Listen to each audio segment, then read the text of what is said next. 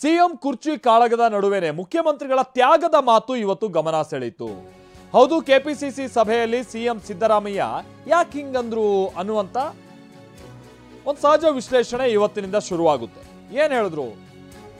ಸೋನಿಯಾ ಗಾಂಧಿ, ರಾಹುಲ್ ಗಾಂಧಿ ಅವರು ತ್ಯಾಗವನ್ನ ಮಾಡಿದ್ದಾರೆ. ಆ ತ್ಯಾಗದ ವಿಚಾರವನ್ನ ಪ್ರಸ್ತಾಪಿಸಿದ್ದಾರೆ.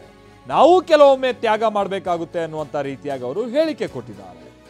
ಸಿದ್ದರಾಮಯ್ಯನವರ ಈ ತ್ಯಾಗದ ಮಾತು ಸಹಜವಾಗಿ ಕುತೂಹಲವನ್ನ ಕೆರಳಿಸ್ತಾ ಇದೆ. ಕೆಪಿಸಿಸಿ ಸಭೆಯಲ್ಲಿ ಸಿಎಂ ಸಿದ್ದರಾಮಯ್ಯನವರ ತ್ಯಾಗದ ಮಾತು ನಾವಿವತ್ತು ಗಮನಿಸಬಹುದಾಗಿತ್ತು. ಕಾಂಗ್ರೆಸ್ನ ಬಹಳಷ್ಟು ನಾಯಕರುಗಳು ತ್ಯಾಗ ಮಾಡಿದ್ದಾರೆ.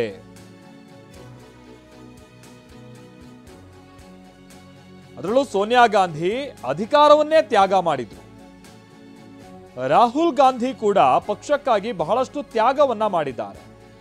ನಾವು ಅದೇ ದಾರಿಯಲ್ಲಿ ನಡೆಯುವಂತ ಪ್ರಯತ್ನ ಮಾಡಬೇಕು.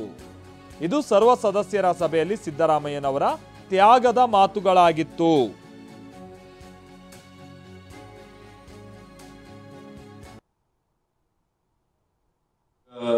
ಸೋನಿಯಾ ಗಾಂಧಿ ಅವರು ತ್ಯಾಗ ಮಾಡಿದ್ದಾರೆ, ರಾಹುಲ್ ಗಾಂಧಿ ಅವರು ತ್ಯಾಗ ಮಾಡಿದ್ದಾರೆ. ನಾವು ಕೂಡ ಅದೇ ದಾರಿನಲ್ಲಿ ನಡೀತಕ್ಕಂಥ ಪ್ರಾಮಾಣಿಕ ಪ್ರಯತ್ನವನ್ನು ಮಾಡಬೇಕು.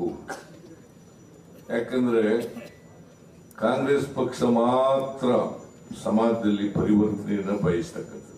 ಬಿಜೆಪಿಯವರು ಯಥಾಸ್ಥಿತಿಯನ್ನ ಬಯಸ್ತಕ್ಕಂಥವ್ರು. ಜೆಡಿಎಸ್ನವ್ರಿಗೆ ಯಾವುದೇ ಸಿದ್ಧಾಂತ ಇಲ್ಲ. ಅವರು ಈಗಿರ್ತಕ್ಕಂಥ ಜೆಡಿಎಸ್ನವ್ರು ಇದಾರಲ್ಲ, ಅವರು ಯಾರ ಜೊತೆ ಬೇಕಾದ್ರೂ ಕೂಡ ಸೇರ್ಕೊಂಡ್ಬಿಡ್ತಾರೆ. ನಮ್ಮಲ್ಲೂ ಕೂಡ ಈಗ ಸೋನಿಯಾ ಗಾಂಧಿ ಅವರು ತ್ಯಾಗ ಮಾಡಿದ್ದಾರೆ, ರಾಹುಲ್ ಗಾಂಧಿ ಅವರು ತ್ಯಾಗ ಮಾಡಿದ್ದಾರೆ. ನಾವು ಕೂಡ ಅದೇ ದಾರಿನಲ್ಲಿ ನಡೀತಕ್ಕಂಥ ಪ್ರಾಮಾಣಿಕ ಪ್ರಯತ್ನವನ್ನು ಮಾಡಬೇಕು.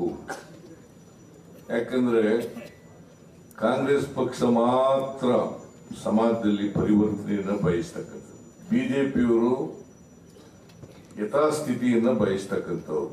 ಜೆಡಿಎಸ್ನವ್ರಿಗೆ ಯಾವುದೇ ಸಿದ್ಧಾಂತ ಇಲ್ಲ. ಅವರು ಈಗಿರ್ತಕ್ಕಂಥ ಜೆಡಿಎಸ್ನವ್ರು ಇದಾರಲ್ಲ, ಅವರು ಯಾರ ಜೊತೆ ಬೇಕಾದ್ರೂ ಕೂಡ ಸೇರ್ಕೊಂಡ್ಬಿಡ್ತಾರೆ. ನಮ್ಮಲ್ಲೂ ಕೂಡ ಈಗ ಸೋನಿಯಾ ಗಾಂಧಿ ಅವರು ತ್ಯಾಗ ಮಾಡಿದ್ದಾರೆ, ರಾಹುಲ್ ಗಾಂಧಿ ಅವರು ತ್ಯಾಗ ಮಾಡಿದ್ದಾರೆ. ನಾವು ಕೂಡ ಅದೇ ದಾರಿನಲ್ಲಿ ನಡೀತಕ್ಕಂಥ ಪ್ರಾಮಾಣಿಕ ಪ್ರಯತ್ನವನ್ನು ಮಾಡಬೇಕು. ಯಾಕಂದ್ರೆ ಕಾಂಗ್ರೆಸ್ ಪಕ್ಷ ಮಾತ್ರ ಸಮಾಜದಲ್ಲಿ ಪರಿವರ್ತನೆಯನ್ನು ಬಯಸ್ತಕ್ಕಂಥದ್ದು. ಬಿಜೆಪಿಯವರು ಯಥಾಸ್ಥಿತಿಯನ್ನ ಬಯಸ್ತಕ್ಕಂಥವ್ರು. ಜೆಡಿಎಸ್ನವ್ರಿಗೆ ಯಾವುದೇ ಸಿದ್ಧಾಂತ ಇಲ್ಲ.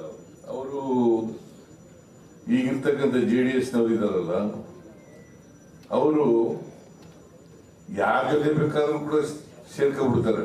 ನಮ್ಮಲ್ಲೂ ಕೂಡ ಈಗ ಸೋನಿಯಾ ಗಾಂಧಿ